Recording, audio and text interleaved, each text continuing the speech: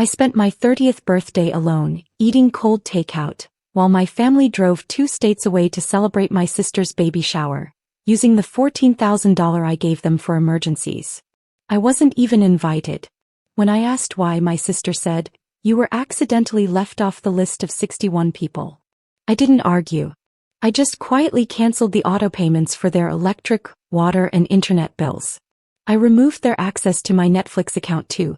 Then I packed up their mail, old bills, and my mom's sweater, and left the box on their doorstep with a sticky note that said "Return to sender." 12 days later, my sister screamed when my lawyer called. He simply repeated her words: "You were accidentally left off the list of 61 people." She acted like it was some silly mistake, like my name just got lost between Aunt Tricia, gluten-free, and +1 TBD. I didn't yell or reply. I just looked at the message, then at my untouched food. It was my 30th birthday, a big milestone, but I was alone on the couch while they toasted my sister's baby with champagne at a fancy vineyard. That $14,000? It wasn't a gift. It wasn't even a loan. It was meant to help them during hard times, or so I thought. It all started when Dad called me in April saying their roof was leaking, water was coming through the walls, and they might lose the house. I hated how much I still wanted to help them even after everything. So I wired the money. I never asked for it back. I just wanted them to use it wisely and keep me updated. 2 months later, I saw the truth on Facebook.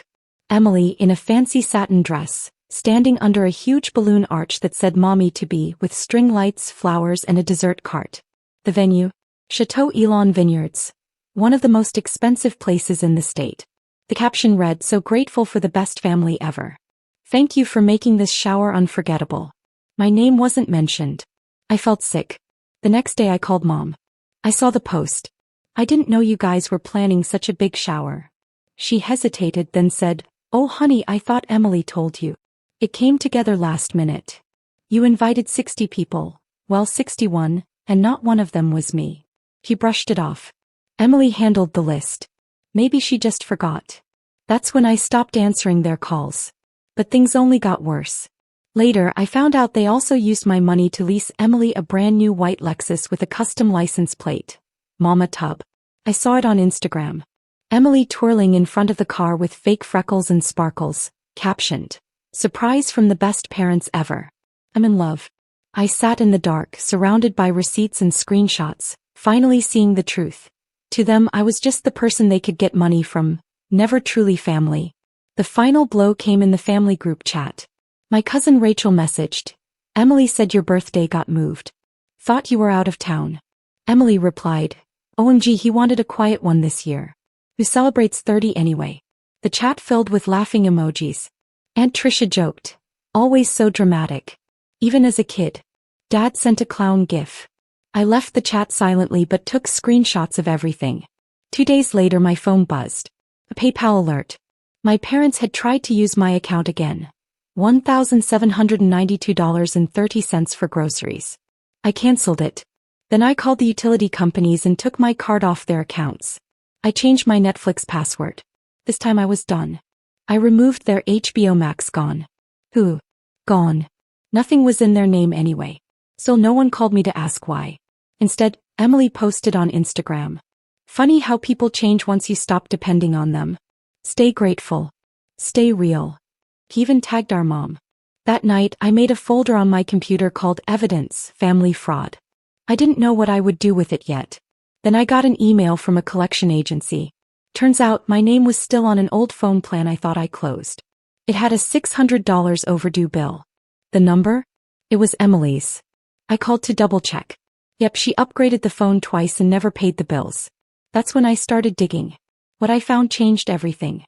In our shared Google Drive, the one I used to help my parents with taxes, I found a scanned tax return. It wasn't mine. It was my dad's. And there, clear as day, it listed me as a dependent. I'm 30. I haven't lived in their house for 10 years. Next to his signature it even said, "Son assists with utilities and provides supplemental care." They had been using me for years, even on paper. I checked my credit report next. There was a hard inquiry from a car dealership, 3 months ago. I called them. "Sir, we have a co-signed pre-approval with your social security number. The primary applicant is James Walters." James Walters. My dad. He had used my identity. Probably thought I wouldn't notice. Or that I'd just let it slide. I texted him. He only replied, "You're overreacting. It's family. Don't make this uglier than it needs to be." No sorry. No explanation. Just guilt. Then Emily sent me a Venmo request. $84 for diaper raffle supplies. No note. No smiley face.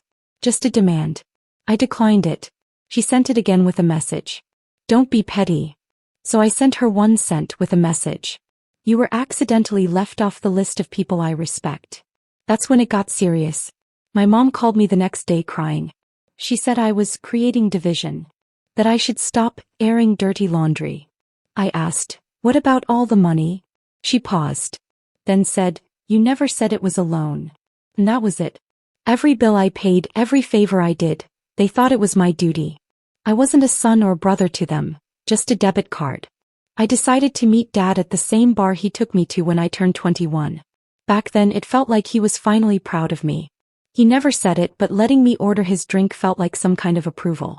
This time I showed up 15 minutes late on purpose. He was already there. Same booth, same beer, same smug look. "So," he said leaning back, "you ready to stop playing the martyr?" No hello. No happy birthday. Just straight to business. I sat down and dropped a folder on the table. It was thick. The label in black marker said, "Proof." He didn't even glance at it.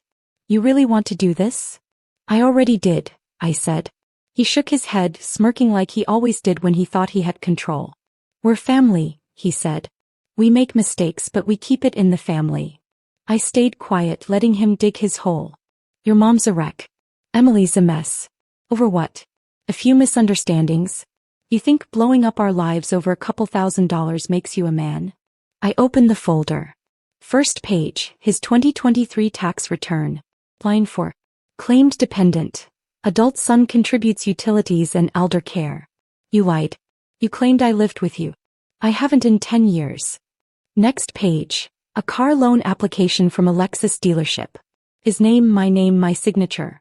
Forged. That's fraud. At least that's what my lawyer says. I didn't want it to go this far, but I have to protect myself. Come on. I was gonna tell you. When? After you crashed the car or stopped paying again. Next, I showed him Instagram screenshots. Emily with her new Lexus, the baby shower at the vineyard, champagne everywhere. All posted right after I sent them $14,000 for emergencies. He sat there silent. Finally, I handed him the last page. A notarized letter from my lawyer. It ended all legal and financial ties. I'd removed my name from everything. Utilities, mortgage, phone plan. Gone. "You think this makes you powerful?" he asked, voice low. "You think this makes you better than us?" I looked him in the eye. "No. It makes me free." He slammed his hand on the table, making the glasses shake. "Don't give me that holier-than-thou nonsense. You think I don't see how you look down on us?" I stayed calm. I wasn't above it. I was under it, carrying all of you while you laughed behind my back. His jaw clenched. His hands curled into fists. "You wouldn't be where you are without me." "You're right," I said. "Because you taught me exactly what not to be." His face softened, like he thought he could still control me. "You think the world loves you more than your family? It won't. You'll end up alone. That's what happens when you burn bridges." I leaned in. "I didn't burn a bridge. I tore down the prison you built across it." I stood up, left the folder on the table. "Those are your copies. For your lawyer." He just sat there, red-faced, speechless. As I walked away, I added, "You said I was accidentally left off the list? You're about to find out what it feels like to be intentionally erased." I didn't call anyone after that meeting. I didn't need to. Everything was already in motion. That night I sent 3 emails. No subject lines. Just attachments. Names, dates, screenshots, and signatures. The truth was out. I sent 3 emails. 1 to my bank. 1 to the IRS. 1 to my lawyer. The next morning, my lawyer filed official reports for identity theft and fraud. 2 hours later, I got a message from the credit bureau. The car lease under my name? Cancelled. Flagged for investigation. It wasn't my problem anymore. It was Emily's. By lunchtime, her Instagram stories vanished. The car, the nails, the mama-to-be license plate. All gone. She made her account private. But I already had screenshots. That same day, the mortgage company called my parents. For nearly 3 years, I had quietly paid their bills through a separate account. But now my name was legally removed from that account. The bank wanted to know who would pay going forward. No one answered. Within 2 days, their power got cut. Their phones stopped working. I got an email from Netflix saying the profiles for Emily, Dad, and Mom had been deleted. I watched the names disappear. It felt like removing a virus. I didn't block them. I didn't post about it. I didn't yell. I just removed myself from their lives. And them from mine. That weekend, I got a call from a blocked number. I let it go to voicemail. It was my mom. I know you're upset, but you don't have to destroy everything. We're your family. Then another message from my dad. You've made your point. But this is cruel. We don't deserve it. I listened calmly while folding laundry, like watching an old movie when you already know the ending. Then Emily sent me an email with one word. Wow. The message said, "You always were jealous of me. Now everyone sees who you really are." No punctuation. No explanation. I replied with a PDF, her credit card statement. The same card I paid off twice. The last $3,200? Spent at the fancy vineyard where she had her baby shower. No words. Just facts. She never replied again. On Tuesday, the IRS confirmed they flagged my dad's tax return for an audit. He claimed me as a dependent while also forging my name for a car loan. The system caught him. Not because I screamed. Because I reported it. Quiet doesn't mean weak. Quiet is what comes before the explosion. The fallout wasn't fast, but it kept coming.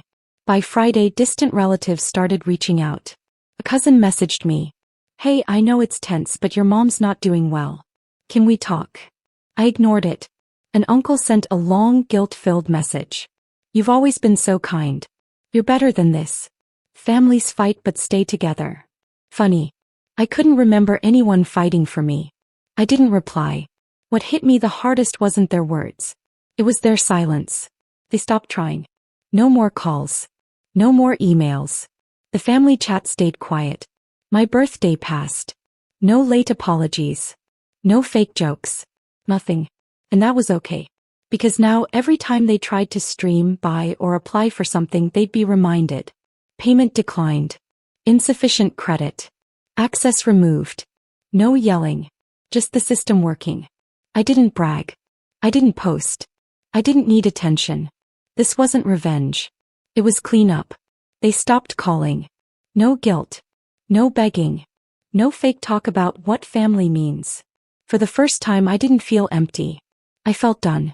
That's when I booked a flight. Bali welcomed me with rain. Soft, warm rain. Like the island knew I came to let something go. I stood barefoot on a porch holding coffee, watching the rain fall through the trees. No noise. No texts. No one asking for favors. By the third day, I whispered to myself. Still no guilt. I didn't tell anyone I left the country. No posts. No announcements. I just logged out. They wanted to forget me? Fine. I made it official. The trip wasn't a sudden escape. I had been planning it quietly, back when I still hoped they might say thank you. I stayed north of Ubud. Small place. No Wi-Fi. No TV. Just a fan that made a small noise when the wind blew. I liked that fan. It reminded me of home, but weaker. One morning, an email came from my mom. The subject line was just an emoji. Emily had the baby. She named her Grace. The message read, "We thought you might want to know. No pressure, but it would mean a lot if you came." I closed the email. Let it sit there. I didn't reply. I didn't delete it. Later, I bought a postcard from a small shop. It was bright yellow with a cartoon beach and a crab holding a drink. On the back, I wrote 5 words. "Wish you weren't here." Me. No name. No return address. Just that. I mailed it to my parents' house. Then I had fried rice at a small cafe and floated in the pool, letting the sun melt the last bit of tension from my body. By the end of the week, I realized something surprising. I didn't miss them. Not the noise. Not the chaos. Not even the fake kindness. They cut me off from love years ago. They just didn't notice when I stopped bleeding. On my last day, I took the final step. New SIM card. New email. New phone number. I left my old phone in the hotel safe. Wiped clean.